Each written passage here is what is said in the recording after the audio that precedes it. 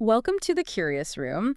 Before we do anything else, I really want you to take a second and just, look around. Mentally, of course. Always a good place to start. Yeah. So imagine you've just stepped out of this, really loud, very bright, super fast moving street.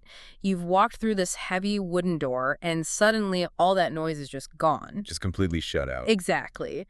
The air in here is different. It's a bit cooler. The lights are dim. Well, not dark, just soft, maybe kind of amber. And there's this chair here with your name on it. It's one of those really big, deep leather chairs that sort of smells like old books and, I don't know, comfort. Oh, I know exactly the kind of chair you mean. You just sink right into it. Right. So I want you to mentally sit down. Just feel the weight of your body sink into that cushion. There is absolutely no clock on the wall here. There's no phone buzzing in your pocket. It's just quiet. It's warm. And for the next hour or so, there's nowhere else you need to be. Honestly, that sounds incredible.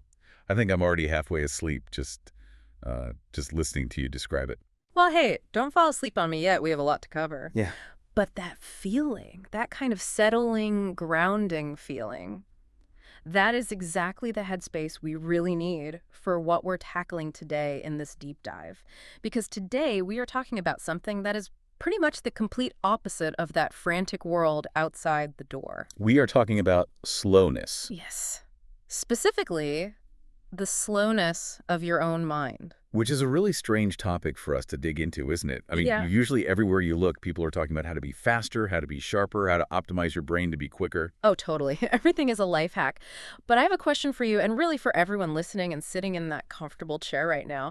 Have you ever had a moment where you were in a conversation, or maybe just watching a movie, or honestly just living your life, and something happened, like a joke, or a piece of advice, maybe a breakup, or a tragedy, and you just blanked? Oh, absolutely. Just the Yeah. classic blank stare. Right. You heard the words, the event physically happened to you, but you didn't actually get it. The information went in, but the meaning just didn't register. Exactly. But then, and I think this is the crazy part, maybe 3 hours later, you're just mindlessly washing dishes. Or maybe it's 3 days later and you're driving to work. Or honestly, maybe 10 years later, you're looking at your own kid.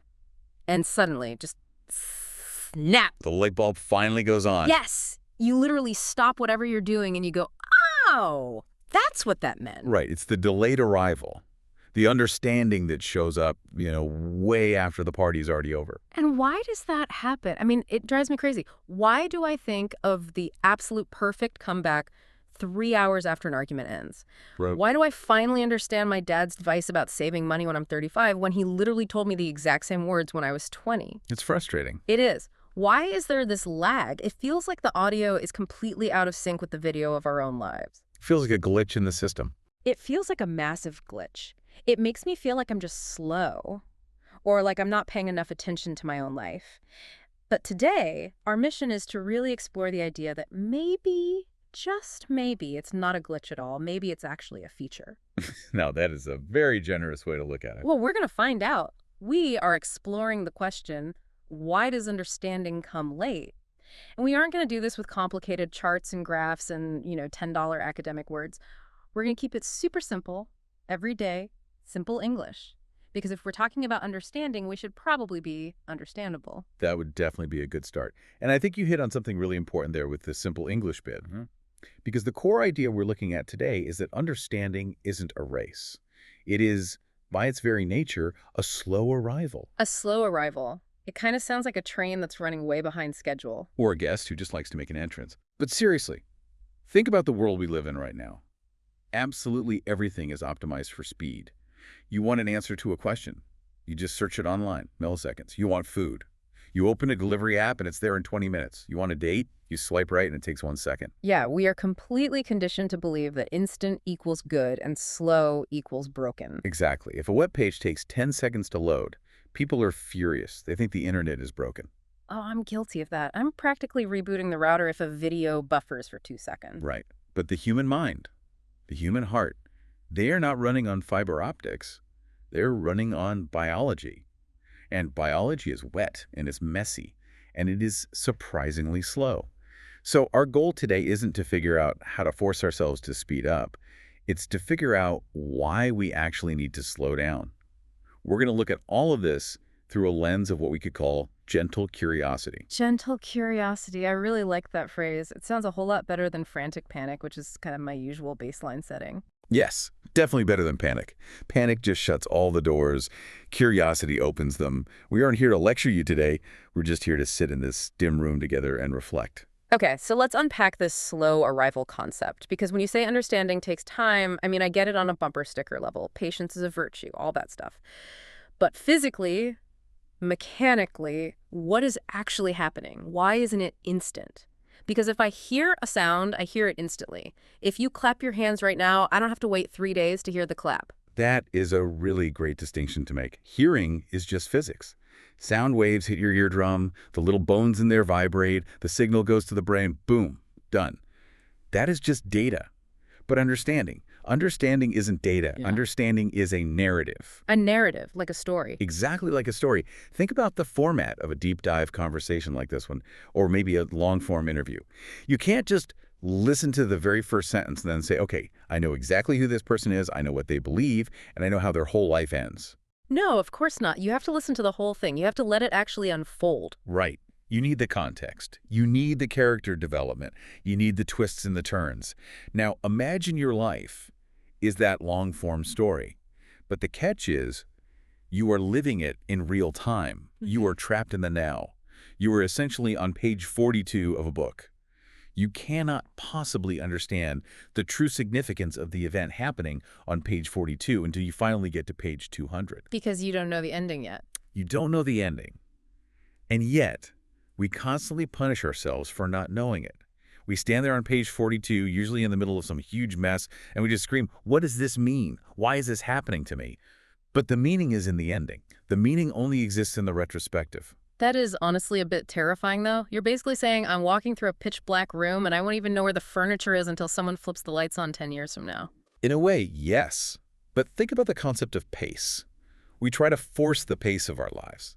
We try to speed read our own experiences. But what happens when you speed read a novel? You miss all the good stuff. You miss the details. You miss the nuance. You miss the subtext.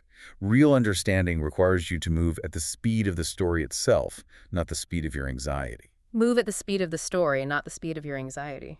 Wow. I feel a little called out right now. My anxiety is very, very fast. Mine too. It's like a sports car. But wisdom is a pedestrian. It walks. And it takes a good while to catch up to where the sports car went.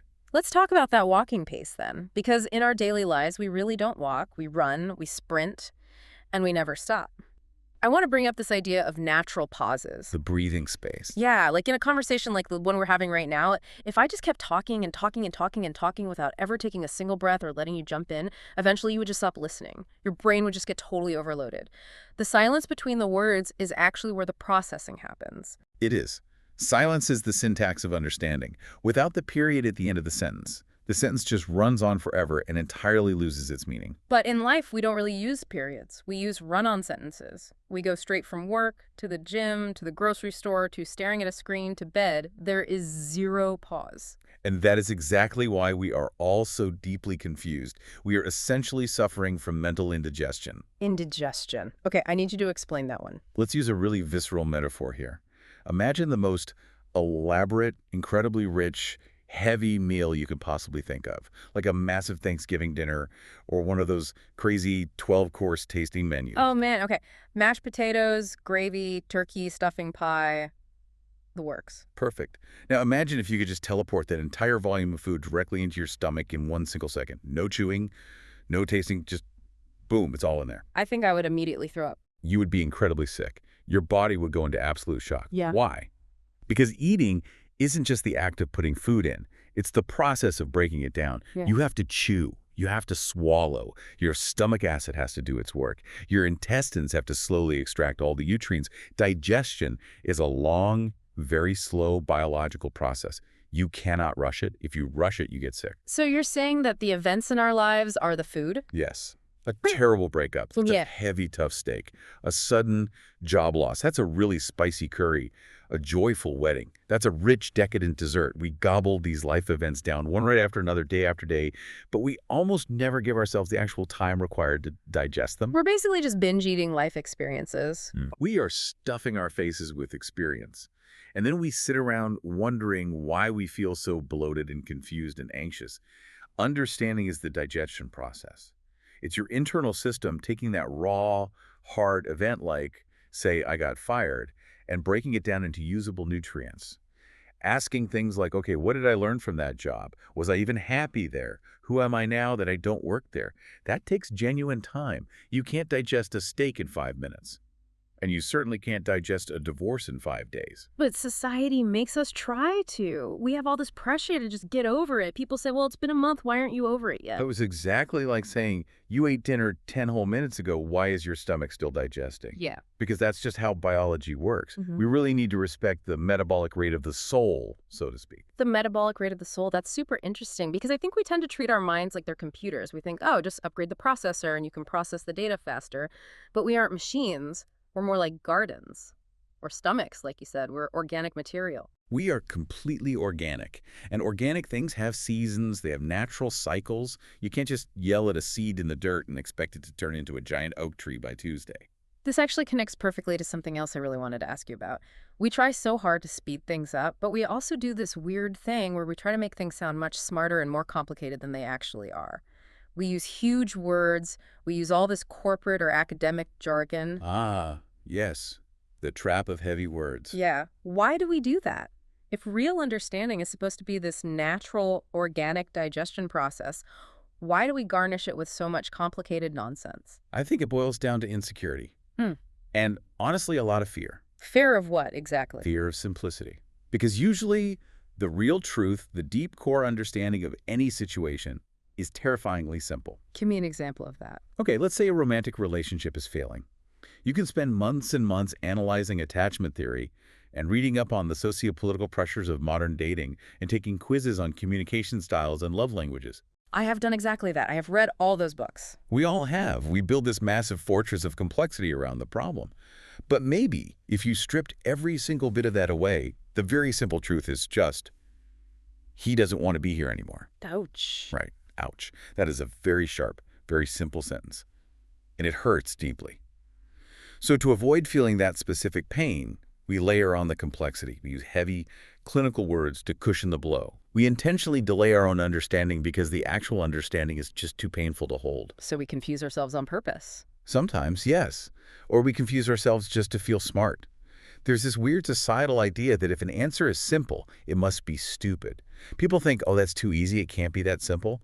We want the explanation to be as complex and heavy as the problem feels in our bodies. That is so true. If I'm feeling this profound, earth-shattering sadness, I don't want someone to just tell me, you're tired and you probably just need a hug. I want a medical diagnosis. I want a philosophical treatise on the deep nature of human melancholy. Exactly. You want the explanation to match the immense weight of the feeling. But usually, that aha moment, when it finally arrives, Right. it is very quiet. It's very simple. It's usually just something like, oh, I'm just lonely. Oh, I'm just lonely. And that simple, quiet clarity is what we are actually waiting for all along. Yeah. But we have to wade through all the jargon and the noise and the theories just to find it. I actually had this exact experience recently with a contract I was signing. I was trying to read this legal document, and it was just impenetrable. Words like heretofore and notwithstanding and indemnification. I felt like a total idiot. I was literally reading the same sentence 5 times and getting nowhere. That is the heavy words trap in action right It there. really is. And I finally broke down and called a friend of mine who happens to be a lawyer. I was almost embarrassed to even ask her. I said, can you please translate this paragraph for me? And she just glanced at it and said, it just means if you break the equipment, you have to buy it. See? Incredibly simple. And I was actually furious. I was like, why didn't they just write that in the first place? But it made me realize that real understanding isn't about adding more words to a situation. It's almost always about taking words away. It is an act of subtraction. You are chipping away all the excess marble to finally reveal the statue underneath. And that chipping takes time. You can't just blow up the rock with dynamite. You have to chip. I want to pivot a bit here. We've been talking about us and we a lot. But really, understanding is a solo sport. I want to talk directly to the you listening right now. Just one single person in that comfortable chair. Yes. Let's focus on the intimacy of this process. Because even though you and I are having a conversation right now, the actual moment of understanding that spark that happens completely alone inside a sealed room in your own head. It does. It is a strictly private event. Think about being in a giant lecture hall. The professor is up there speaking to 300 people at once. The sound waves are hitting everyone's ears at the exact same time. But if you have an epiphany, if you suddenly get the concept they are explaining, that spark happens only in your specific brain. The person sitting right next to you might still be totally confused. The person behind you might be literally asleep. It's kind of lonely in a way, but also really beautiful. It is deeply personal. And I think that's exactly why it so often happens when we are physically alone. Have you ever noticed that you rarely ever get that profound aha moment right in the middle of a screaming argument? Oh, never. In the middle of an argument, I'm just purely in defense mode, survival mode. Right. The aha moment comes when you're standing at the sink brushing your teeth that night, or when you're lying in bed just staring at the ceiling and the whole house is completely quiet. Why is that? Is it literally just the lack of noise? It's the safety of it and the privacy. It happens when the daily performance is finally over, when you don't have to pretend to be a good employee or a supportive partner or a responsible parent anymore, when you were just a raw consciousness resting in a dark room. That is when your guard finally comes down. And when the guard comes down, the understanding can finally slip in through the door. That actually makes me feel so much better about all those sleepless nights, to be honest. I used to get so frustrated with myself when I'd stay up till 2 in the morning analyzing things that happened days ago. But maybe that's just my brain finally clocking in for the night shift. It is the night shift, like Yeah. the cleaning crew coming in to organize the office only after everyone else has gone home for the day. So if you're listening to this right now and you feel like you're the only person in the world who just doesn't get it, Yeah. you're really not alone. You're just sitting in your own private processing room, and your internal cleaning crew is actively working on it. Exactly. Let them work. Now, here's where this whole concept gets a little tricky for me. We've talked a lot about the brain, the logic side of things, the if you break it, you buy it kind of facts. That's very intellectual. But the true source of this slowness in my life usually isn't my IQ, it's my emotions. The classic battle of the head versus the heart. The head versus the heart. I really feel like my head is a Ferrari and my heart is a turtle. And a very, very stubborn turtle at that. That is a perfect analogy. The brain is incredibly fast. It is evolutionarily designed to be fast. Mhm. It identifies patterns, it labels them, Right. and moves on. This is a fire. Fire burns flesh. Run away. That calculation happens in a fraction of a microsecond. Total survival mode. Survival mode. But emotions, what we call real-life feelings, Mhm. they are chemical, they are hormonal, they are deeply, deeply rooted in the physical body. They do not move at the speed of light, they move at the speed of blood. That completely explains the huge disconnect I feel sometimes. I can know a fact is true in my head, but completely fail to feel it as true in my body yet. Precisely. Let's take a breakup as an example. It's the classic example because it's just so universal. Yeah. You sit down and your partner looks at you and says, it's over. Your brain records that fact instantly. Relationship status is now single.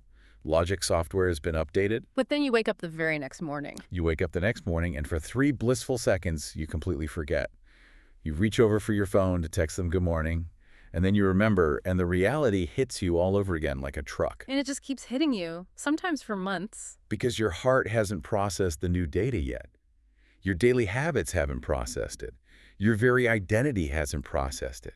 That lag between knowing it's over intellectually and actually feeling like it's over emotionally, that lag is the space where all the suffering lives. But why? Why can't the heart just run a software update like the brain does? Why do we have to drag our emotions through the mud for months on end? Think about this. Imagine if you felt the full, crushing, immense weight of that loss all at once. The loss of the future you planned, the loss of your best friend, the sudden financial fear, the deep loneliness. Imagine if you felt 100% of that emotion in the exact same second the words, "it's over," were spoken. Honestly, I think my head would literally explode. You would physically collapse. It would Right. simply be too much shock for your nervous system to handle at one time. The delay we experience, it's actually a mercy. A mercy. It's a biological buffer. It spreads the intense pain out over a long period of time so you can actually survive the experience. Yeah. It lets the harsh reality filter in just drop by drop instead of hitting you in the face with a high-pressure fire hose. Wow. I have never thought about it that way. I have always looked at my grief or my slowness to move on as a character flaw, a weakness. I'm always asking myself, why am I still sad about this? But you're saying the slowness is an active safety mechanism. It's protecting you. It is dosing the reality into your system at a level you can actually handle without breaking. That is actually incredibly comforting. It's so reassuring. It means I'm not broken at all. I'm just being protected by my own biology. You are being protected. Hmm. The slowness is just the airbag deploying in slow motion. I really want to ground this in some everyday examples. We talked about breakups, which are obviously huge life events, but this delay happens in really small, mundane ways too. Yes, it's not just the grand tragedies of life, it's everyday, normal confusion. I have one that I've actually been thinking about lately. It's about my mom. Oh, let's hear it. So when I was a kid, she was absolutely obsessive about family dinner. You know the drill. Everyone sits down at the table at exactly 6 p.m. No TV allowed, no Game Boys, just plates and forks and staring at each other in silence. Yes, the forced family socialization hour. I hated it. I fought her on it every single night. I just wanted to sit on the rug and watch cartoons or go outside and play. I would sit there at the table just pouting, aggressively eating my peas, thinking, this is a literal prison. Why is she being so mean to me? You entirely didn't understand the assignment. I did not. I had the raw data. The data was, Mom wants us to eat in this room. But I didn't have any actual understanding. Now, you fast forward 25 years. I'm an adult. Everyone I know is completely glued to a glowing screen 24/7. We're all anxious. We're all desperately lonely and disconnected. And I look back at that wooden dinner table. And the light bulb finally goes on. Snap. I get it. She wasn't being mean at all. She was actively fighting for our connection. She was trying to build this little safe fortress against the chaos of the outside world. But I literally couldn't understand that when I was 10 years old. I had to live for 20 more years to understand the actual value of what she was doing for us. That is such a beautiful example, and that perfectly highlights something crucial about this whole topic. Empathy often arrives on a delay. Empathy arrives on a delay. Tell me more about that. Well, to truly understand your mother's motives, you had to become the adult yourself. You had to mentally stand in the shoes she was wearing back then. You physically couldn't do that at 10. You simply lacked the life context. Do you have a small example from your own life, something where you just completely missed the boat in the moment? Oh, constantly. But one really sticks out in my memory. I remember having coffee with a good friend of mine. Let's just call him Mark. This was years ago. And Mark was sitting there complaining bitterly about his boss, just venting, saying things like, he micromanages me, he never listens to my ideas, on and on. It's standard coffee shop venting session. Right. And I, being the brilliant, highly logical problem solver I thought I was, immediately started trying to fix it for him. I said, Mark, here's exactly what you do. You write an email tomorrow. You document every single interaction. You schedule a formal meeting with HR. I was mapping out this whole strategic battle plan for him. You were being a corporate consultant. I was being a consultant. And as I kept talking, he just got quieter and quieter. And eventually he just sighed, said, yeah, maybe, and checked his watch. And the hangout just ended really weirdly. I walked to my car thinking, why was he so annoyed? I just gave him incredible advice. You're like, I solved the puzzle for you. You're welcome. Exactly. And it wasn't until weeks later I was actually in the shower, which is the classic spot for a random epiphany, and it just hit me. He didn't want a consultant. He wanted a witness. Ooh, a witness. That's a powerful word. He felt totally invisible at work. He just wanted someone, his friend, to look at him and say, man, that really sucks, and you have every right to be mad. Yeah. He just wanted emotional validation. And instead, I gave him homework. And you just completely missed it in the room. Completely missed it. I was listening to the lyrics of what he was saying, but I wasn't hearing the music at all. But again, does missing that make you a bad friend? I really hope not. I think it just makes me human. We are all so often trapped in our own tight little perspective. It takes real time, and sometimes a lot of time, to climb out of our own head and view the situation from the other person's specific angle. So if you're sitting in that chair listening to this and you're suddenly cringing about a conversation you totally messed up 5 years ago, let it go. Just let it go. The very fact that you understand it now means that you have grown. The delay was absolutely necessary for that growth to happen. I really love how visual we're getting with all of this. We talked about the quiet room, the heavy meal, the Ferrari, and the turtle, but there's another image I want to play with. We think in pictures so often. How do we visually picture this slow arrival of meaning? I love thinking in pictures too. It really helps when words kind of fail us. And I think the absolute best metaphor for this process is the Polaroid picture. The old school instant camera. Yes. Think about the physical process of taking a Polaroid. You point the bulky camera, you press the big button, it goes click, and the camera spits out this little square of plastic. The event has happened. The event is completely done, the moment is permanently captured. No. But look at the square in your hand. What do you actually see? Nothing. It's just gray. It's this weird, murky, brownish gray fog. Exactly. You are literally holding the truth in the palm of your hand, but you can't see it yet. It's a fog. Now, what is the universal human impulse when you are holding a fresh Polaroid picture? You shake it. You absolutely have to shake it. You shake it like a maraca. We all do it instinctively. We think, if I just shake this hard enough, the picture will appear faster. But does it? Honestly, I don't think so. In fact, I'm pretty sure the box actually says do not shake the pictures. It does. Shaking it can actually damage the fragile chemicals inside. It definitely doesn't make the image process any faster. It just makes you look totally frantic. You just have to wait. You have to lay it flat on the table and just watch it. And it is so slow. It is painfully slow. First, you just see a vague blob of color, then a fuzzy outline. He's like, is that a tree? Is that a person? And then finally, the sharp, crisp details emerge. The smile, the shadow on the wall, the reality. Understanding is a Polaroid. Understanding is a Polaroid. The event happens to you instantly. But the meaning, the actual picture of what happened, that takes minutes or months or sometimes years to fully develop. And you cannot shake your life to make the meaning appear any faster? Man, that's a really heavy image because I feel like I'm constantly shaking my life. I'm always yelling at it. Makes sense. Makes sense to me right now. And your life is just quietly saying, back to you, put me down, just let me develop. There's another visual that comes to my mind when we talk about this, the connect the dots puzzle. Oh, yes, that's a great one. Imagine you're just living your average day. You're just walking around collecting dots. I missed the bus today. Dot. Had a really good cup of coffee. Dot. I felt strangely sad at lunch. Dot. You're just down there on the paper, running frantically from dot to dot. You're deep in the weeds. You can't see the overall shape of anything. Right, you can't tell if you're drawing a giraffe or a sailboat. You're just a tiny pencil line moving blindly forward. It is only later, when you finally stop and you physically pull back and you look at the entire page as a whole, that you actually see the picture. You say, oh, all those random, terrible, frustrating days, that was just me outgrowing my chosen career path. Or all those stupid little arguments we kept having. That was just us slowly learning how to communicate with each other. Exactly. You can only draw the constellation when you pull back to look at the whole sky. You can't do it while you're holding just one single star in your hand. It reminds me of that famous quote, I think it's Kierkegaard. Life can only be understood backwards, but it must be lived forwards. It's a classic, for a very good reason. Yeah.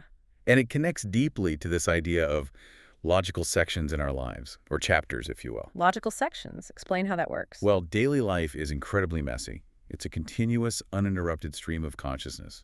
There are absolutely no chapter breaks. No one rings a loud bell and announces, attention, that is the end of part one. But memory is an editor. Memory comes in later and cuts the film into scenes. Right. Like, I look back right now and I clearly see the college years. Or the broken New York years. And those feel like very clear, very logical sections of your life now. They have a central theme. They have a clear beginning and a definitive end.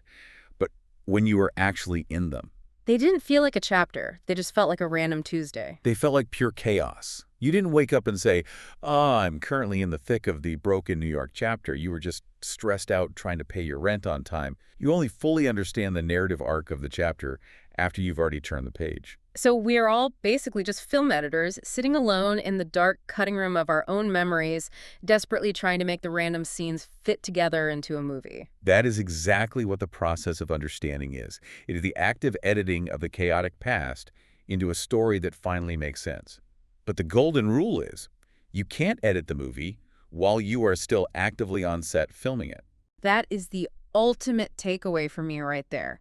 You can't edit the movie while you are still filming it because I am constantly trying to do complex post-production on my life while I'm still standing in front of the camera. And that is exactly why you're so exhausted all the time. Okay, so we've established that this slowness is completely natural, it's biological, it's totally unavoidable, but honestly, it's still really uncomfortable. I still crave the instant answer. I still want someone to just give me a rousing motivational speech and fix my confusion. Ah, the eternal human desire for the quick fix. I mean, I love a good motivational talk. I love a 5 steps to guaranteed success article. Why can't we just do that for our emotional processing? Because it simply doesn't work for this deep level of understanding. Hmm. Trying to rush meaning with motivational speech is actually counterproductive. Really? Why? What's inherently wrong with a little motivation?